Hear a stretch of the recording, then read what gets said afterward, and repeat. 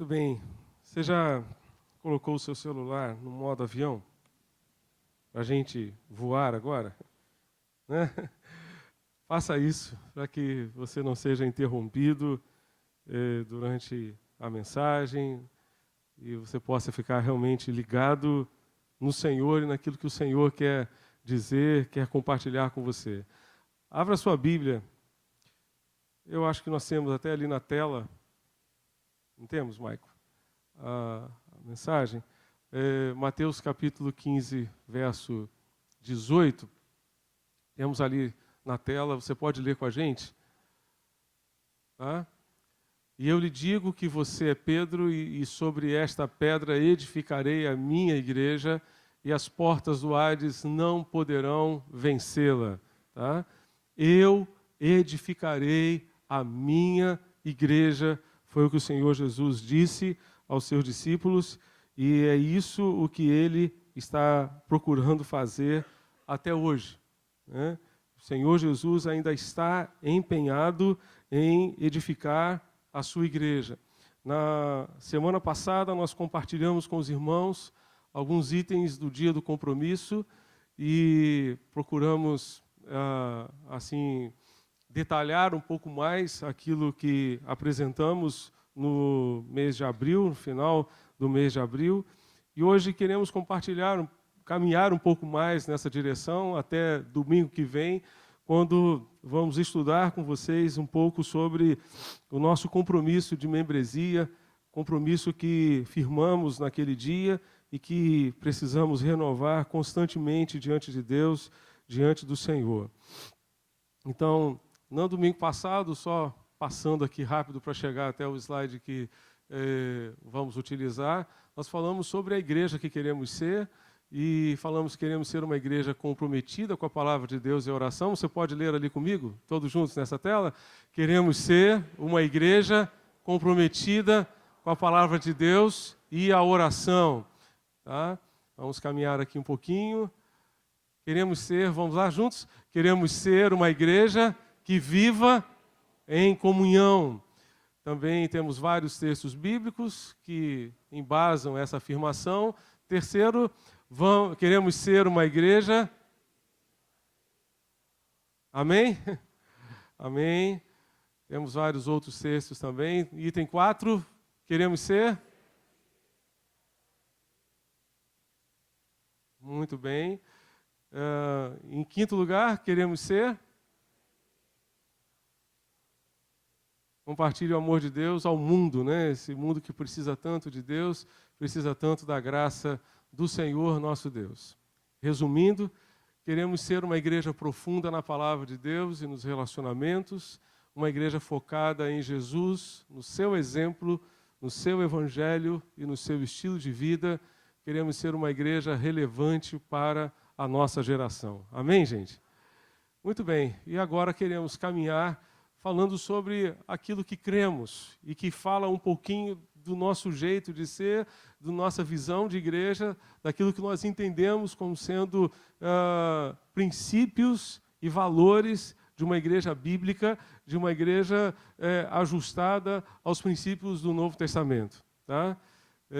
E depois, se der tempo, né, falar um pouquinho sobre as expectativas de Deus e de cada um de nós, quanto à nossa participação, o nosso envolvimento como igreja do Senhor, como membros dessa igreja.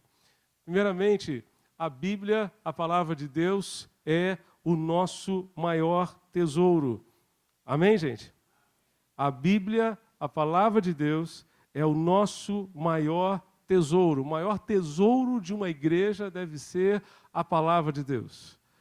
O maior tesouro de uma igreja não está na sua conta bancária, o maior tesouro de uma igreja não está no seu patrimônio, o maior tesouro de uma igreja não está nos seus templos, edifícios, o maior tesouro de uma igreja está na palavra de Deus, na palavra do Senhor. A palavra de Deus é o maior tesouro da igreja. E da palavra da igreja do Senhor Jesus. Cremos que a igreja é feita de gente que ouve a voz de Deus e decide obedecê-la intencionalmente. procura obedecê-la intencionalmente. Cremos que a Bíblia é a palavra de Deus, não cremos que a Bíblia simplesmente contém a palavra de Deus. Então, quando eu digo que a Bíblia contém a palavra de Deus, eu estou dizendo que algumas partes podem ser palavra de Deus e outras partes podem não ser palavra de Deus. Mas quando eu digo que a Bíblia é a palavra de Deus, eu estou afirmando que tudo que está na Bíblia é palavra de Deus. É palavra do Senhor para a minha vida, para a minha edificação e para o meu crescimento. Cremos que a Bíblia, então, é a palavra de Deus para o ser humano, é a bússola que norteia a sua vida, que indica o rumo, que indica o norte, que indica a direção que devemos seguir em todo o tempo. Nela nós encontramos a direção certa e segura para uma vida ajustada aos propósitos de Deus. A ela procuramos obedecer por amor a Jesus, por amor a Deus, por amor ao Senhor. Como Ele mesmo afirmou, você pode ler ali comigo, quem tem os meus mandamentos, esse é, mais uma vez, vamos ver, quem tem e lhes obedece. Então a Bíblia é o nosso maior tesouro. Amém, gente? Esse é um valor para essa igreja. Essa igreja tem 105 anos de pregação da palavra de Deus. 105 anos de pregação da palavra do Senhor. Muitos pastores passaram pelo púlpito dessa igreja. Mas glória a Deus, porque todos eles procuraram ensinar a Bíblia, ensinar a palavra de Deus. Glória a Deus por isso. Glória a Deus. Segundo lugar, cremos também em relacionamentos marcados pelo amor. Muito mais do que uma instituição, nós queremos ser uma família. Muito mais do que uma organização, nós queremos ser um organismo vivo, formado por gente que se ama e cuida uns dos outros.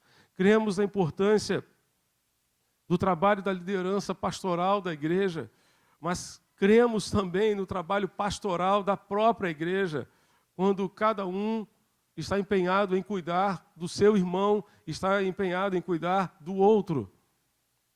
Aquela pergunta enigmática de Deus, lá em Gênesis capítulo 4, a Caim, precisa ecoar nos nossos ouvidos. Onde está o seu irmão, Caim? Eu não sei onde é que está o meu irmão. Sou eu guarda do meu irmão? É sim.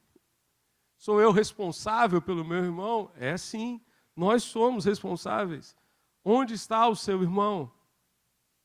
Onde está o seu irmão? Nós precisamos procurar responder isso. E isso precisa ser realmente uma preocupação de cada membro da igreja, na medida em que cada um cumpre os mandamentos recíprocos. Os mandamentos recíprocos estão todos no Novo Testamento e dizem respeito aos cuidados que nós devemos ter para com os outros. Eu separei aqui só 13. Você talvez já tenha decorado os 10 mandamentos, né? Mas você já decorou os mandamentos recíprocos? São cerca de 25. Eu separei só 13. Só 13. Separar aqui para mencionar alguns aqui para vocês. Vamos ler juntos ali? Amem-se. Esse é um mandamento recíproco. Outro. Próximo. Está na Bíblia que a gente tem que saudar o irmão. A gente tem que cumprimentar o irmão. Tem, não tem? Né? Então a gente não pode virar a cara para o irmão. Fazer de conta que não viu o irmão. Não, né, irmão? Nem no supermercado, né, irmão? Hã? Nem na padaria, né, irmão? Nem na rua, né? Tá vindo aquele irmão assim, vou atravessar a rua porque eu já estou vendo que eu vou me encontrar com aquele irmão, né? Olha o que a Bíblia está dizendo aí, meu irmão. Saúdem-se uns aos outros, tá? Eu não coloquei os textos bíblicos porque não dá tempo para a gente colocar. Eu coloquei só a referência, mas tudo isso é texto bíblico, tá? Suportem-se uns aos outros. Tem irmão que é pesado, né, irmão? Tem irmão que é uma mala, né, irmão? É uma mala sem alça, sem rodinha, não é verdade?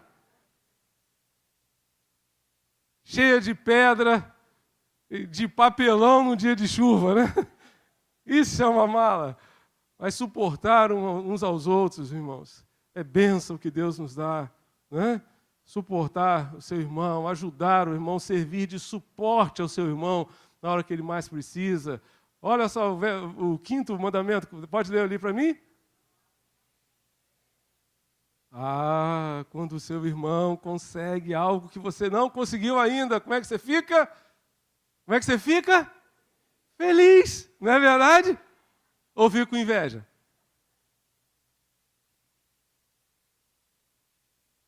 Ele tem, eu não tenho. Né? Ele passou na prova, eu não passei. Ele passou no concurso, eu não passei. Não é verdade? Ele conseguiu a promoção, eu não consegui. Não tenham inveja uns dos outros, é um mandamento negativo, né? Não tenham inveja uns dos outros. Tem a ver com o 10º mandamento lá de Êxodo capítulo 20. A inveja é irmã da cobiça, não é verdade? Não cobiçais. Não cobiçarás, melhor dizendo, não cobiçarás a casa do teu próximo, o carro do teu próximo. Naquela época não tinha carro, né? Mas o carro. Não cobiçarás a esposa do teu próximo, o esposo da tua próxima, e assim por diante, né? O 6º, mandamento recíproco. Pode ler mais forte para mim, irmão? Deixem de julgar uns aos outros, ainda mais quando você julga pelas costas dos outros. E você não dá ao outro direito de defesa. Você fala mal da pessoa por trás. E você não sabe o lado da pessoa. Você não ouviu um lado da história, você só ouviu... você não ouviu os dois lados da história, você só ouviu um lado, fez um julgamento sem ouvir o outro lado, sem dar oportunidade de defesa. Isso é pecado, meu irmão. Isso é pecado. Não julgue. Não julgue. E Jesus vai dizer, nós não devemos julgar para não sermos julgados, porque com a medida com que medirmos aos outros, nós vamos ser medidos também. Nós seremos medidos. 7º. Eu não sei por que vocês não estão lendo. Está pesado ler isso aí? Olha lá. Vamos lá, o 7º, irmãos. Não. Está lá em Tiago 4:11. Tiago 4:11. Guarde esse princípio. Se você não pode falar bem, então mal não fale. Simples assim, né? Simples assim. Se você não pode falar bem, então... mas eu não vou ter nada para falar? Irmão. É um exercício para o céu. Lá no céu haverá um período, lá está lá em Apocalipse, de 30 minutos de silêncio. Já pensou? 30 minutos sem falar nada. Então vai se exercitando lá, né? Para você passar esse tempo lá no céu sem falar nada. Não fala nada. Se não pode falar bem, não fale mal também. 7º, ou 8º, olha lá. Você sabia que tinha esse mandamento na Bíblia? Você sabia que o pessoal lá da Galácia, da igreja da Galácia, estava se mordendo? Pastor, isso está na Bíblia? Está na Bíblia, meu irmão. Guarde o texto aí, Gálatas 5:14-15. Não mordam, não devorem uns aos outros. Se já tinha isso naquela época, irmão. Às vezes tem gente que devora o outro com o olho, né? Com o olhar, né? O 9. Olha o 9. Tem gente que gosta de tirar o outro do sério, né? E provoca o outro, né? E gosta de provocar o outro. 10º, a mais difícil, hein?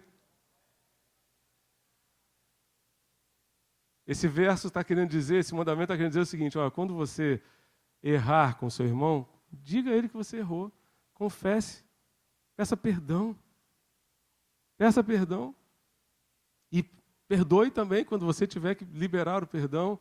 Olha lá o verso, o mandamento 11. O que diz lá? Você pode ler para mim? Perdoem-se uns aos outros, perdoem-se mutuamente. Nós precisamos exercer o perdão. E o que mais? Olha aí, mais difícil talvez. Bem ligado àquele outro mandamento de suportar uns aos outros, né? Levar os fardos uns dos outros.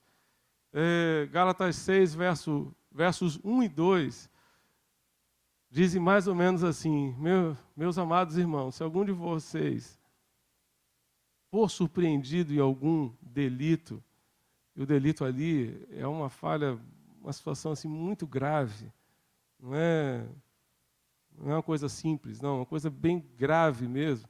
Se algum de vocês for surpreendido em algum delito,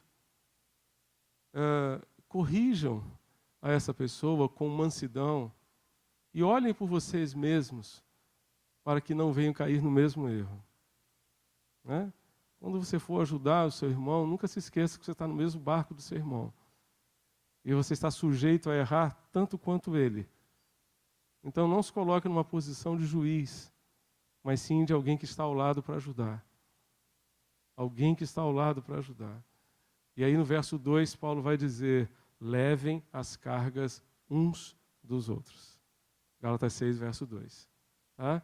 E o 13º, olha só que coisa importante, gente. Orem uns pelos outros. Nós devemos orar pelos nossos irmãos. Você está orando por alguém? Você está orando por alguém? Você está intercedendo por alguém? Tem alguém na sua lista de oração, alguém que de repente está passando por um problema, está passando por uma enfermidade, está enfrentando alguma adversidade? Você está orando por alguém? Está orando por alguém? Não se esqueça de orar. Não se esqueça de clamar ao Senhor. Desde o domingo passado nós estamos orando pelo irmão Luiz. O irmão Luiz é membro da nossa igreja, já idoso, com mais de 80 anos, está internado ali em Nova Iguaçu, carecendo da graça de Deus, com um quadro de pneumonia. E nós precisamos orar por ele. Precisamos orar por esse irmão. Essa semana fiz o casamento da Vanessa. A Vanessa foi membro da nossa igreja também, filha de Edinaldo e Janaína. Edinaldo, há 3 anos atrás, foi acometido aquela enfermidade, esclerose lateral amiotrófica. E quinta-feira foi o casamento da filha mais velha, da Vanessa, e ela me pediu para ir lá em Duque de Caxias fazer o seu casamento. Né? E fomos eu e Soraya lá para participar daquele momento ali. Eu tinha celebrado os 15 anos, seu aniversário de 15 anos, ela me pediu para fazer o casamento também. E então o Edinaldo está internado, ele não pôde ir ao casamento da filha.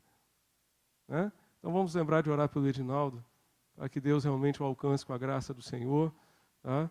Se você não sabe quais são os efeitos dessa doença, uma doença degenerativa, tá? Que vai realmente consumindo o organismo por completo, e ele começou com a perda da visão. E como tem traqueostomia, também não consegue falar. Tá? E aí tem uma interação muito limitada com as pessoas. Não é verdade? Então, ore pelo Edinaldo, ore pelo irmão Luiz. Outro princípio no qual nós cremos, meus irmãos, é que cada membro deve ser um discípulo. Cada membro precisa ser, antes de tudo, um discípulo de Jesus. Somos membros da igreja, fazemos parte desse corpo maravilhoso que é a igreja do Senhor, mas antes de qualquer coisa nós somos discípulos porque decidimos seguir os passos de Jesus. Amém, minha gente? Decidimos seguir os passos de Jesus. A Bíblia nos diz ali em Lucas 9, verso 23. Vamos lá todos juntos? Se alguém quiser acompanhar-me, negue-se, tome diariamente a sua cruz. Tome diariamente a sua cruz e siga-me. Esse é o convite do Senhor, para que cada membro da sua igreja seja um discípulo, e esse discípulo seja um servo.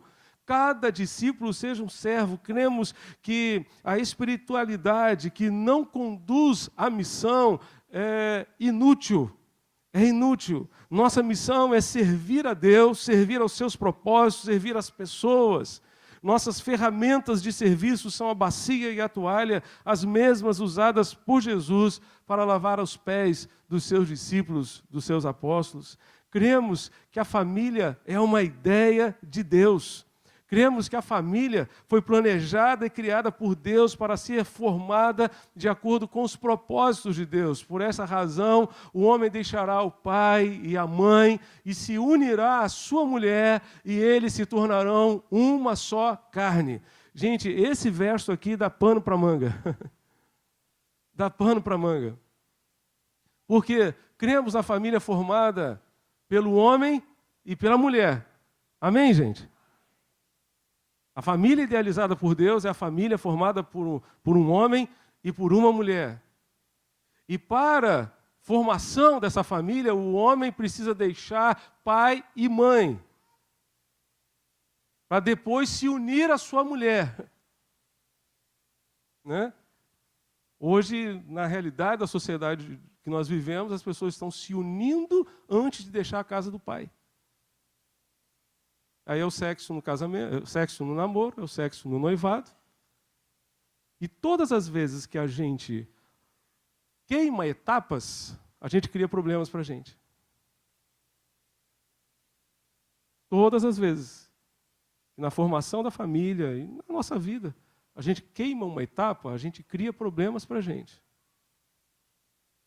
Cria problemas para a gente. Lembro do nosso querido Jaime Kemp, um dos seus seminários, sobre namoro, noivado, casamento e sexo. E ele, com aquele sotaque americano que ele é, falando, nesta ordem, namoro, noivado, casamento e sexo, nesta ordem. Sexo é para ser celebrado dentro do casamento, não antes do casamento, nem fora do casamento. Nem fora do casamento. Sexo é uma bênção de Deus, é um presente de Deus para o ser humano, para ser celebrado dentro do casamento, não antes do casamento e nem fora do casamento. Isso é princípio bíblico. Por essa razão, deixará o homem, pai e mãe, e se unirá à sua mulher, e eles se tornarão uma só carne. Se tornarão uma só carne, estarão juntos, viverão juntos para sempre, dentro do casamento. Dentro do casamento. Então, o casamento a família é formada, a princípio, por um homem e por uma mulher. Não é formada por dois homens, nem por duas mulheres. Mas é por um homem e por uma mulher. Cremos na família como ideia de Deus. Cremos também que não existe família perfeita, porque não existe pessoa perfeita, não existe ser humano perfeito. Entretanto, cremos que é possível construir uma família saudável, apesar das nossas limitações, quando nós nos colocamos à dependência de Deus e procuramos fazer a nossa parte, quando cada um faz a sua parte para o bem-estar de toda a família. O que é que você tem feito para a saúde emocional da sua família? O que é que você tem feito para o bem-estar da sua família? Quanto você tem investido na sua família? Se você é pai, invista. Se você é mãe, invista. Se você é esposo, invista. Se você é esposa, invista. Se você é filho, invista. Se você é filha, invista. Invista do seu tempo, invista da sua atenção, invista do seu joelho dobrado, clamando a Deus pelo bem-estar da sua família. O que é que você tem feito efetivamente, intencionalmente, pelo bem-estar da sua casa, da sua família? Em sexto lugar, temos um compromisso com a recuperação. Rick Warren afirmou algo maravilhoso. Todos nós já pecamos, ficamos aquém das expectativas, fomos feridos ou já ferimos outras pessoas. Todo mundo precisa de recuperação. Amém? Todos nós já pecamos, ficamos aquém das expectativas. Todos nós, não é alguns. Isso inclui eu, inclui você. Todos nós, em algum momento da nossa história, já ficamos aquém das expectativas e poderemos ficar aquém das expectativas. Por isso, todo mundo precisa de restauração, precisa de recuperação. Essa é uma realidade do ser humano corrompido pelo pecado. Entretanto, cremos que em Jesus há esperança. Em Jesus há esperança. Cremos que não existe nenhuma situação que o poder de Jesus não possa modificar, não possa transformar. A campanha de missões nacionais está chegando aí, o tema deste ano é lindo. Jesus, transformação e vida. Que legal, né? Jesus, transformação e vida. Jesus transforma e traz vida onde havia morte. Glória a Deus por isso. Cremos que Deus é capaz de fazer infinitamente mais do que tudo que pedimos ou pensamos de acordo com o seu poder, que atua em nós, que opera em nós. Jesus tem poder de restaurar plenamente a nossa vida. Cremos também na distinção entre organização e organismo. Por questões relacionadas às leis do nosso país, a igreja precisa ser uma organização que cumpra seus deveres perante o Estado, e a igreja tem procurado fazer isso, sempre com muito cuidado. Entretanto, biblicamente, a igreja é um organismo. Nos dias de Jesus e dos apóstolos, era simplesmente um movimento de pessoas que conheceram Jesus, que tiveram suas vidas transformadas por Ele e passaram a seguir os seus passos.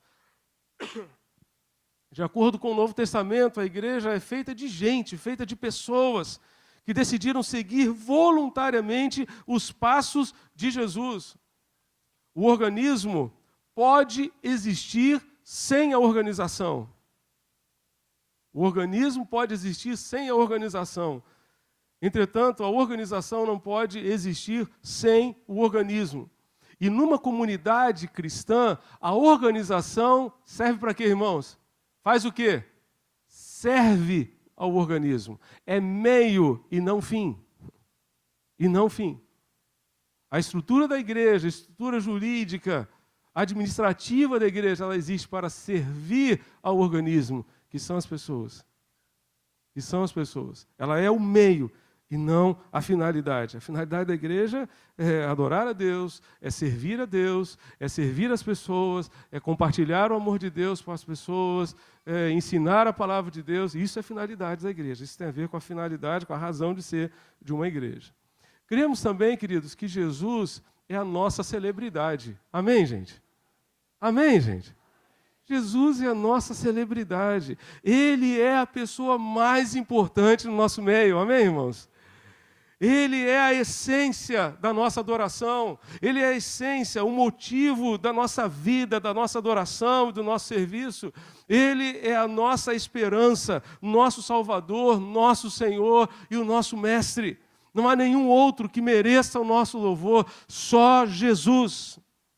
Por isso, por meio dele e somente por ele, temos acesso a tudo o que Deus planejou para nós, tudo aquilo que o Senhor planejou para a nossa vida e para a nossa igreja.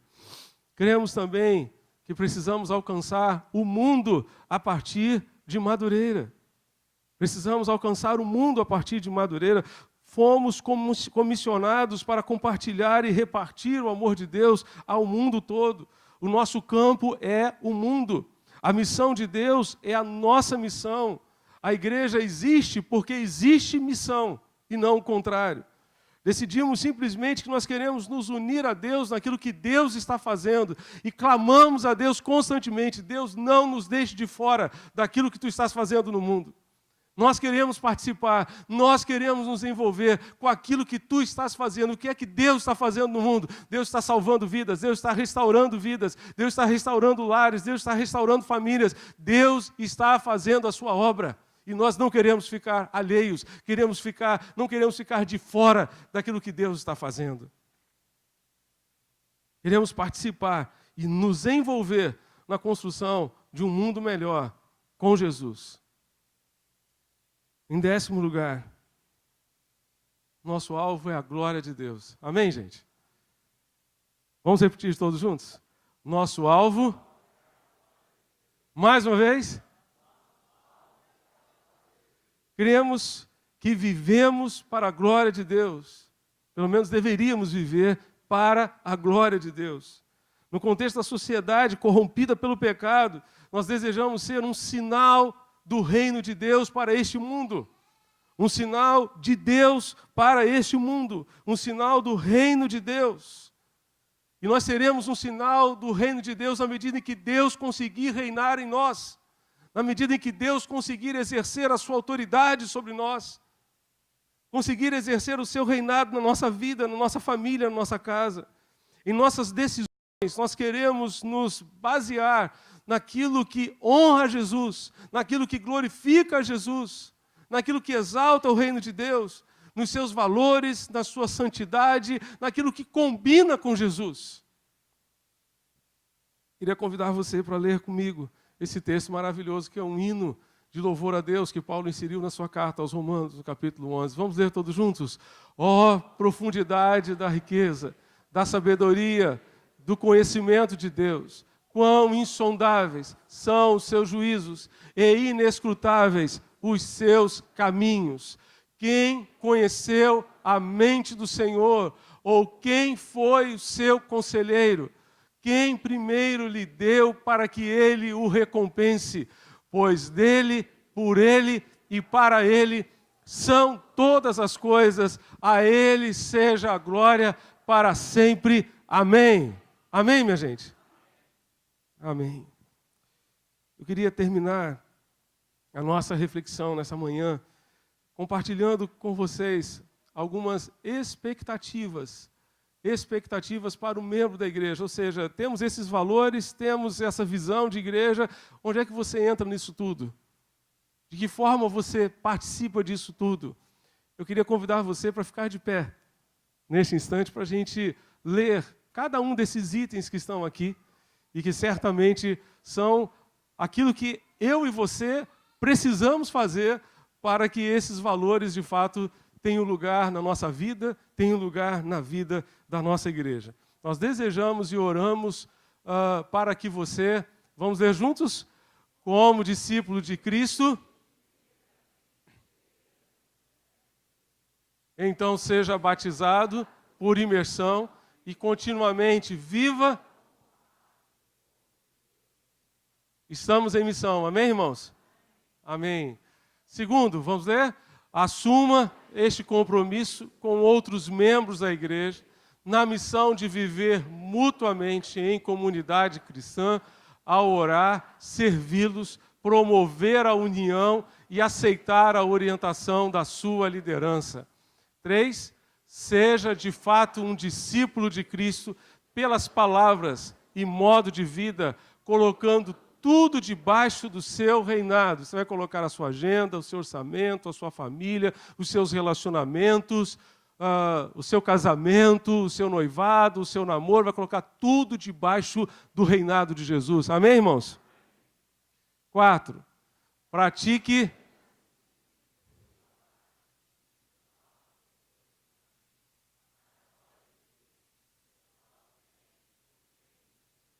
quais são as disciplinas espirituais? Nós temos a série, antes de falar da série, o que são disciplinas espirituais? Basicamente, o desenvolvimento de hábitos que nos ajudarão a seguir os passos de Jesus, ok? Disciplinas espirituais são simplesmente hábitos que nós desenvolvemos no nosso dia a dia, que nos ajudam a seguir melhor os passos de Jesus. Quais são as disciplinas espirituais? A série Discípulos em Crescimento, da Junta de Missões Nacionais, editado pela Junta de Missões Nacionais. Essa série, na verdade, foi escrita por Henry Cloud, um dos autores, dos coautores, né, ali do livro Conhecendo Deus e Fazendo Sua Vontade. Você vai encontrar seis disciplinas espirituais. E eu gostaria só de deixar aqui para vocês, e depois nós vamos abrir mais uma vez as inscrições para formarmos as turmas que vão estudar toda essa série Discípulos em Crescimento. Permaneça em Cristo, assim como o ramo deve permanecer na videira para produzir fruto. Então, permaneça em Jesus é a primeira disciplina espiritual. A segunda, viva na palavra de Deus. A terceira, ore com fé. A oração faz parte, né? É uma das disciplinas espirituais. A seguinte, viva em comunhão com outros discípulos. A seguinte, testemunhe ao mundo. E por último, ministre ou sirva aos outros. Tá certo? Nós teremos essa série de estudos em nossa igreja, oferecidos nos horários da escola bíblica, tanto de manhã quanto à tarde, às 5h30 da tarde, e você poderá estudar o primeiro livro, esse livro aqui. Me ajudem aqui, gente, com... Tá, ok. Esse primeiro livro aqui faz uma introdução à série, e temos então uma semana sobre cada disciplina. E depois nós teremos um livro para cada disciplina. Um livro só sobre oração, outro livro só sobre vivendo na palavra, outro livro só sobre testemunhar ao mundo, outro livro só sobre permanecer em Cristo. É fantástico, gente. Material maravilhoso, maravilhoso, que vai certamente edificar grandemente a vida de todos os irmãos. Quinta perspectiva para um membro da igreja, vamos ler juntos, que ele promova no meio da igreja o desejado clima contagiante pela busca contínua de Deus, ao conhecer e encorajar todos que estiverem ao alcance da sua influência. Então você vai alcançar aquelas pessoas que estão no seu raio de influência, dizendo, vamos ler mais a Bíblia, vamos buscar mais a Deus, vamos evangelizar mais, vamos ganhar mais pessoas para Jesus. É dessa forma que você vai influenciar as pessoas que estarão ao seu redor. Em sexto lugar, vamos juntos? Participe semanalmente do culto, da escola bíblica e da reunião de um pequeno grupo. Então, olha só, 3 perspectivas para você. Tá? Culto. Você vem aos cultos da sua igreja. Dominicais, né, de quarta-feira. Que você venha à escola bíblica. Temos agora 2 horários de estudo bíblico, às 9 da manhã e às 5:30 da tarde. E que você participe de um dos pequenos grupos. Hoje à noite nós teremos o culto dos PGs. E vocês vão ver alguma coisa bem interessante aqui, vão ver a apresentação dos PGs. Teremos batismos também de irmãos que deram profissão de fé na quarta-feira passada. E eu queria convidar você para a gente estar aqui hoje à noite. Os grupos estarão com camisas coloridas, né, de acordo com a sua coordenação. E será uma festa, será uma grande celebração. Eu queria convidar você para estar com a gente hoje à noite, para você conhecer melhor os grupos e conhecer melhor aquilo que Deus pode fazer na sua casa. Aquilo que Deus pode fazer na sua casa quando você abrir a sua casa para Jesus. Tá certo? Hoje à noite nós vamos falar sobre alguém que abriu a casa para Jesus e Jesus transformou completamente a sua vida e Deus quer fazer essa obra na sua vida e na sua família também. Amém? Muito bem. 7ª perspectiva, que você apoie financeiramente a igreja com uma parte da sua renda de acordo com a sua fé. O que diz ali a palavra de Deus? 2 Coríntios 9, verso 7, vamos ver juntos? Cada um contribua no coração, não com tristeza, nem por constrangimento, pois Deus ama a quem contribui com alegria. 8, procure a missão de andar com uma ou 2 pessoas ou famílias para que conheçam. Discipulado é simplesmente você descer para o lado. É você estar ao lado de alguém e caminhar com essa pessoa. Procure alguém com quem você possa caminhar e ser bênção na vida dessa pessoa. Você pode marcar um encontro semanal com essa pessoa para tomar um café, para almoçar ou para jantar, ou simplesmente ligar durante a semana para você estar orando com essa pessoa. Você vai demonstrar que essa pessoa é importante para você, que essa pessoa é importante para o reino de Deus e vai ser bênção na vida dessa pessoa.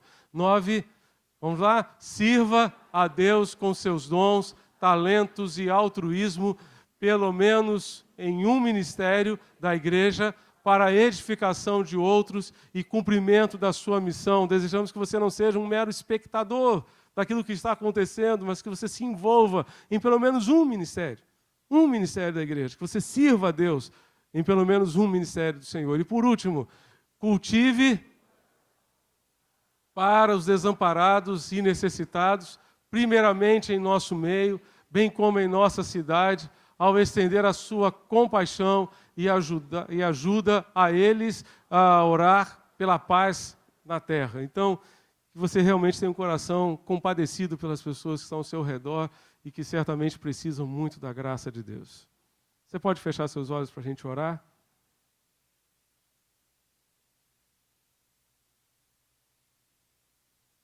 Queria pedir a você para encorajar você, melhor dizendo, a orar, dizendo: Deus, não me deixe de fora do teu sonho para esta igreja.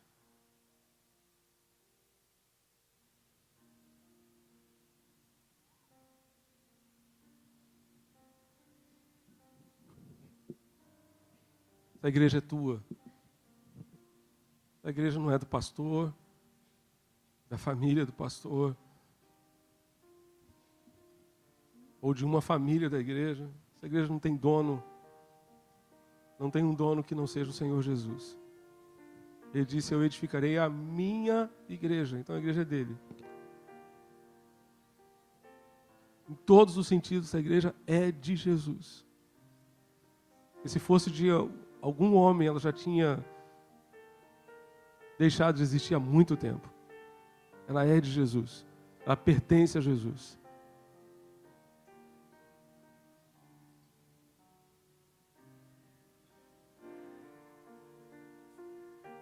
Diga a Deus, Senhor, como é que Tu queres me usar neste projeto de edificação de uma igreja relevante, de uma igreja viva.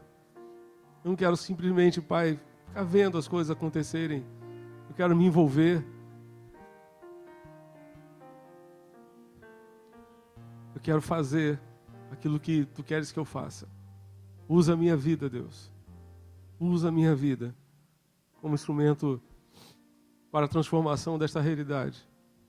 Vivemos num mundo em caos, numa cidade que está em caos. Vivemos num estado que está um caos. Falido não apenas financeiramente. Deus quer usar essa igreja para ser bênção. Deus quer usar essa igreja para ser uma luz a brilhar no meio dessa escuridão. Em nome de Jesus. Como é que eu participo disso, Deus? Como é que eu me envolvo com isso, Deus? Qual é o ministério no qual Tu queres me usar? Em qual pequeno grupo eu devo Te servir, Deus? Venha hoje à noite e você vai ver muitos grupos aos quais você pode se integrar. E ajudar a multiplicar. Em nome de Jesus.